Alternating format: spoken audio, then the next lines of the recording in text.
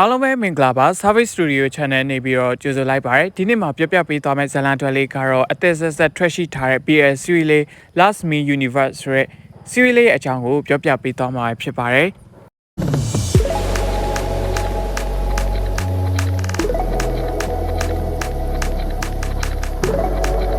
ချွန်တန်ဟာရုပ်ချော်ပြီးစိတ်သဘောထားကောင်းတဲ့သူဖြစ်ပါတယ်သူ့မှာထမင်းဆိုင်လေးတစ်ဆိုင်ဖွင့်ထားပါတယ်သူ့ရဲ့လက်ရာကတော့စားတဲ့သူတိုင်းတန်တန်ဆွဲကြိုက်သွားစေမဲ့လက်ရာမျိုးကိုရရှိထားတဲ့သူလည်းဖြစ်ပါတယ်။ရှန်ကတော့ကဘာဂျိုဘော်ကမဟုတ်ပဲတခြားအာကာသနေရာမှာနေထိုင်တဲ့သူဖြစ်ပါတယ်။ရှန်တို့ရဲ့အာကာသဖွဲ့စည်းစည်းဝေးမှာကဘာဂျိုကိုဖြိုချဖျက်ဆီးမဲ့အချိန်ကိုဆွေးနွေးတိုင်ပင်ဖြစ်ကြပါတယ်။ကဘာဂျိုကိုဖြိုချဖျက်ဆီးဖို့တာဝန်ပေးအပ်ခြင်းခံရတဲ့သူကရှန်ကိုယ်တိုင်လည်းဖြစ်ပါတယ်။အာကာသဖွဲ့စည်းတွေကရှန်ကိုကဘာဂျိုကိုဖျက်ဆီးဖို့အတွက်တာဝန်ပေးလိုက်ပြီးတကယ်လို့ဖျက်ဆီးနိုင်ခဲ့ရင်လည်းရှန်လိုအပ်နေတဲ့ဆေးတောက်၄တောက်ကိုပေးမယ်လို့ပြောပါတယ်။ရှန်ကတော့ကဘာဂျိုကိုဖျက်ဆီးဖို့စိတ်ကူမရှိပေမဲ့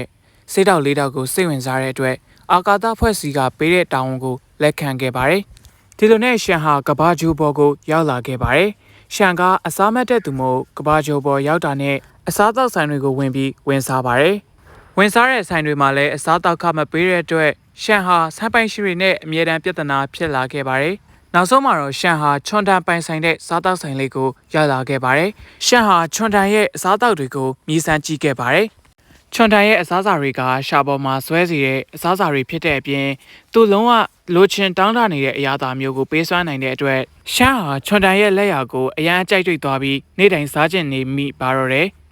ရှန်ဟာစိတ်ကူးစိတ်သန်းပြောင်းလဲရပြန်ပါတယ်။သူဟာဒီကဘာဂျိုကိုဖျက်ဆီးလိုက်မယ်ဆိုရင်ဒီလိုအရသာရှိတဲ့အစားအစာမျိုးတွေကိုစားသုံးရမှာမဟုတ်တော့ဘူးလို့တွေးမိပါတယ်။ဒါကြောင့်ရှန်ဟာကဘာဂျိုကိုဖျက်ဆီးပစ်ဖို့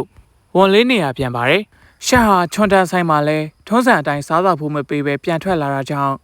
ရှန်ဟာချွန်တန်ရဲ့ပြဿနာရှာခြင်းကိုခံခဲ့ရပါတယ်။အဆုံးသတ်မှာချွန်တန်နားလည်လိုက်တာက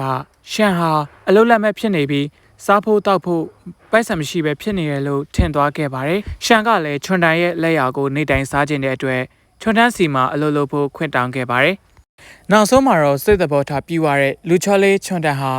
ရှန်ကိုသူ့ရဲ့ဆိုင်မှာအလုပ်လုပ်ဖို့ခွင့်ပြုခဲ့ပါတယ်။ဒီလိုနဲ့ကဘာဂျိုဘော်ကချွန်တန်နဲ့အာကာသဂျိုဘော်ကရှန်တို့ဘလို့ရင်းနှီးသွားပြီးဘလို့ချစ်ကြွဝင်သွားကြမလဲဆိုတာကိုစားချင်စပွဲဟင်းလျာလေးတွေနဲ့အတူစိတ်ကူးရင်ဆန်းဆန်းကြည့်ရှုခန်းစားကြရမှာပဲဖြစ်ပါတယ်ဒီဗီဒီယိုလေးကိုလည်းဒီမှာပဲအဆုံးသတ်လိုက်ပါစေ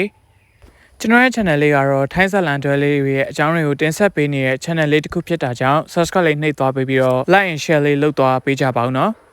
ကြည့်ရှုအားပေးကြတဲ့သူတိုင်းကိုလည်းကျေးဇူးများတင်ရှိပါတယ်